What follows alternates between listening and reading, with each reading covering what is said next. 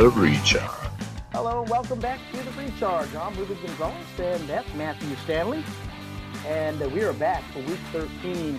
But before we do that, let's recharge. Starting now.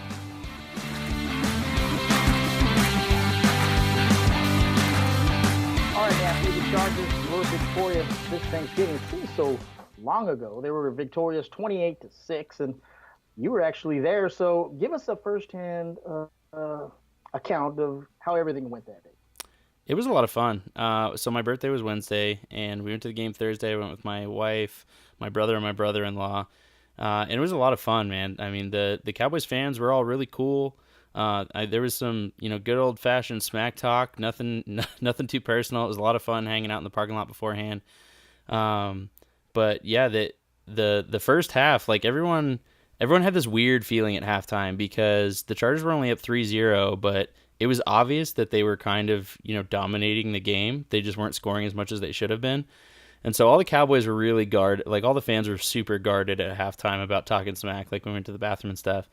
But then the Chargers started pulling away with it, and man, that stadium emptied out so fast. And, I kind of don't blame them. It was Thanksgiving, so if they had a chance to go home early, like that's the one time where I could say, all right, yeah, like I don't blame you guys for not sticking around till the end because you want to get home and start, having that Thanksgiving dinner with your family. But it was a lot of fun, and obviously it was fun to come away with that win. Yeah, I guess you have to start a new streak. Thanksgiving Day games, you have to attend those because they're victorious when you go to those, right? Yeah. Next time the Chargers play on Thanksgiving, I'll probably be a very old man, but I'll go. Yeah, last time was the '60s.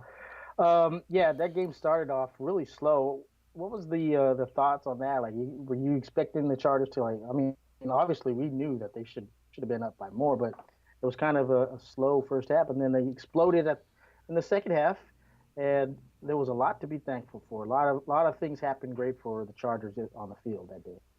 Yeah, there was a lot to be thankful for. I thought that Keenan Allen having continued success for a second week in a row was really nice to see. And getting Hunter Henry more involved was really nice to see because they kept kind of like talking about it, saying, yeah, he's always part of the game plan, but we really saw them give him more targets. And what was really nice to see was that touchdown pass to him. You saw Phillip Rivers work back to him. Like you can see that relationship starting to develop because when Rivers saw that what he wanted to go to wasn't open, he felt comfortable working his way over to Hunter Henry and wanting to throw that pass. That defense has really risen the past few weeks, and this week Casey Hayward was awarded the defensive player of the month. That's the second Charger this year to garner such award. That defense is did we expect them to be this good? Maybe even this fast or this year? I didn't expect them to be this good. Like I knew they were going to be a good defense, but I didn't expect them to be basically, dominating games the way they have been. It's been like it's kind of like watching the Broncos the past couple of years where the defense has really just controlled games and the offense has only had to do, just enough to win the game and let the defense dominate. And that's how it's been. I mean, Joey Bosa and Melvin Ingram, they didn't get a sack, but they created a lot of pressure and they helped funnel Dak Prescott up to those interior guys. And that's why we saw, 2 sacks from interior guys. Corey Liuget and I think Darius Philon had the other one. So they were able to get sacks. And then what this defense has been really good about is getting turnovers in bunches. And so you saw that in the second half when Casey Hayward and then almost immediately Des King got that interception and brought it back to the house. Yeah. One thing that's not on that rundown that we have here on the screen is the special teams play. We're going to just forget about what happened on Thanksgiving Day. Hopefully they'll iron it out, but that seems to be the only Achilles heel this year for us, for the Chargers. So that needs to get fixed, right? Definitely, yeah. That's if they are serious about making this playoff run and serious about doing anything, if they get to the playoffs this season, that's got to get fixed real fast because that'll lose you a game. Yeah, that needs to get fixed. The defense is straight. I mean, we're really proud of that. Is this a pass-first offense now? Are people willing to admit that, even though people don't want to see Rivers hero ball?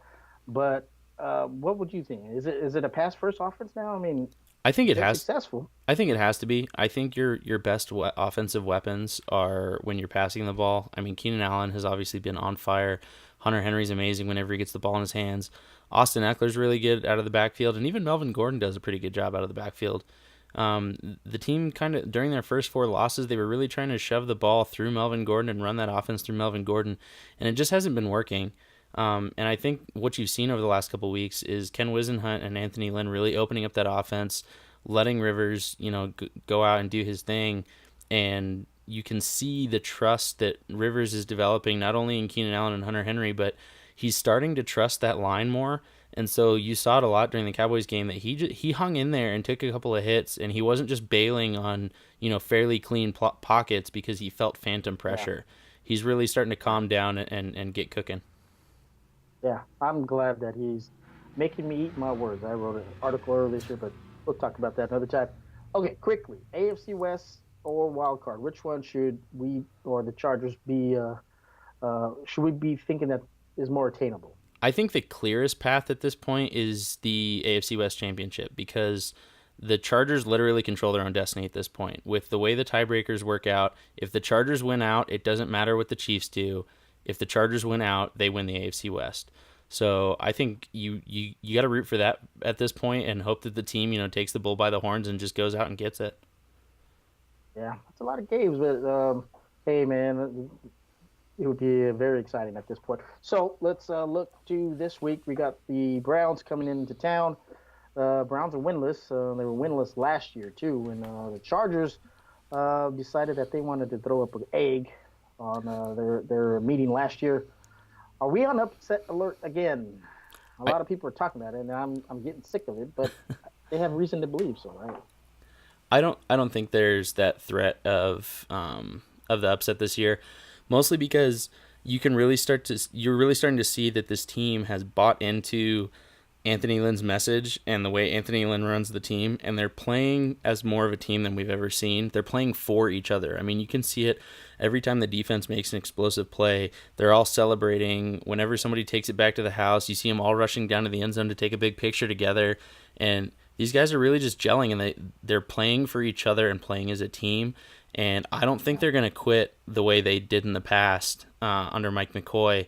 And I think they're just going to be better prepared to go out there and win from every standpoint, like not just game preparation, but mentally. They're hungry and they want to win.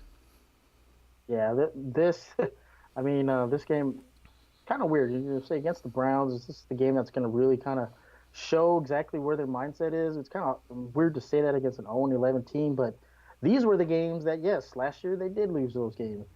So if they can get past this, I think they'll make a lot more Chargers fans believers because I think there's still some that are still on the fence expecting bad things to happen, and I think if they can win this one, they'll quiet all those kind of fans. So one thing the Browns do have working for them is a guy who's been suspended for quite a while, Josh Gordon. He's back on the field.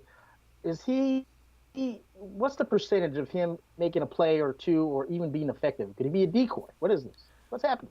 So I think there is going to be some rust, but I think he's going to make a little bit of an impact on this game. I think he's going to come out, and I think they're going to give him a lot of targets. I think he probably sees, 6, 7, 8, 9 targets. They're going to rotate him out a lot, but when he's in the game, they're going to take advantage of it because even though he hasn't played football since December of 2014 in a game, he's just an athletic freak, and he's so talented that as much as there's going to be rust, I don't think it's going to be that bad. And I think he's going to come out and he's going to make a couple of catches, and he might even get into the end zone. I don't think he's going to come back and be a non-factor. Yeah, I think he will. If he's going to be effective, it's going to be like on some long bombs, some deep posts, stuff like that, where the quarterback. I'm assuming it's going to be Kaiser this week. Mm-hmm. The timing routes are going to be the hard ones. I think the quarterback's not too used to having him run those routes, and especially in game conditions, unless he's just practicing like he was Jerry Rice this whole time. I think that'll be the hard part. So I think if they take some deep shots or maybe even some screens, those little easy ones, he can be effective. But I don't think so. I think he's gonna. I think he's not going to be as effective as some people. People are picking him up on fantasy, hoping that they're going to take him to the championship. So I don't think so. How about defensively, Bosa and Melvin? They're going to have a field day against this rookie quarterback. Joe Thomas is out. Of course, he torn bicep. And that's the all-world left tackle. So is this one of those games where the Bosa and Melvin have one of those games where they get 3 sacks each, perhaps? Yeah, I think they're gonna have a field day. The Cleveland Browns have a pretty dang good interior offensive line, but their tackles are not very good, especially compared to the offensive tackles that the Chargers were just playing this last week in Tyron Smith and La'el Collins. Yeah. This is a huge step down from that, and I think, especially after getting shut out of sacks last week, I think Melvin Ingram and Joey Bosa are going to be really hungry, and they're going to come out and just be really aggressive versus these tackles. Yeah, I think they're licking their chops right now. Um, let's go to the 3 matchups. We talked about a few of them. A couple of the players we're interested in seeing. Any other matchups there that you're looking forward to? Yeah, so the biggest one that I want to watch is going to be Russell Okung versus Miles Garrett. Miles Garrett, Oh yeah. obviously the super stud. He's basically like Joey Bosa. He's just a freak, man. He can do whatever he wants.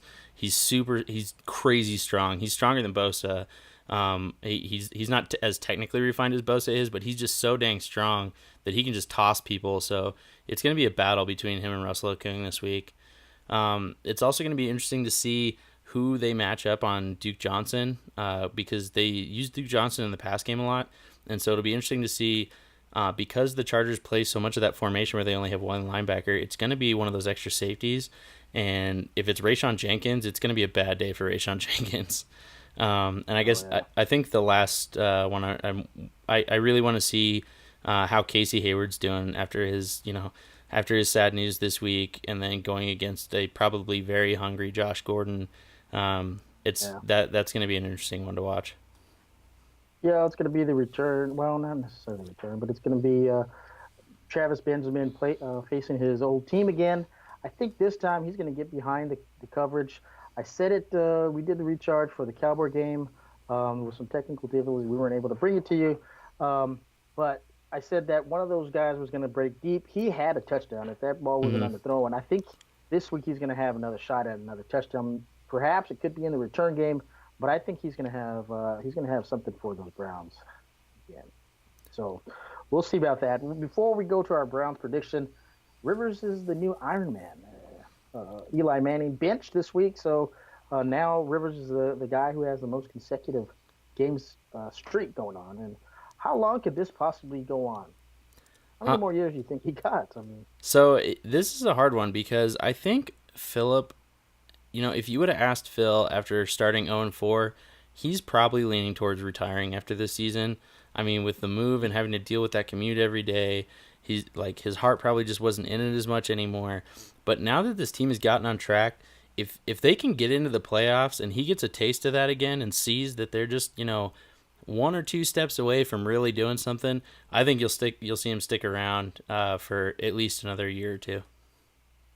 the past 2 years they've been really down years, but after all the games, even after the season, he was always saying like, "Man, we're right there, we're that close," and that was enough to kind of inspire him for the next season. And it seems like this year his words are coming to fruition. They are really that close, and so I think you're right. I think he definitely, no matter somehow if this season plays out, even if they barely miss out, it's going to be enough for him to want to give it one more go. Um, so, we'll see about that. So let's get our Browns prediction and let's get out here. And I've got the Browns losing this one, of course, and I think they're only going to score 10 points. It's going to be 27-10. All right, I'm pretty close to that. I have the Chargers 31 and Browns either 14 or 13. I haven't decided if they're going to get that second touchdown or be held to 2 field goals, but I think they get a couple scores, but I think the Chargers put up a lot of points through the air. Yeah. At that point, they'll be 6-6, and wow, who would have known after that 0-4 start, huh? We'll be right here. But hey, glad that we are. Screw the tank. We Yep. are marching to the playoffs, hopefully. That'll do it for this edition of The Recharge. I'd like to see you guys next week right here again, hopefully after a win. Bye bye, y'all.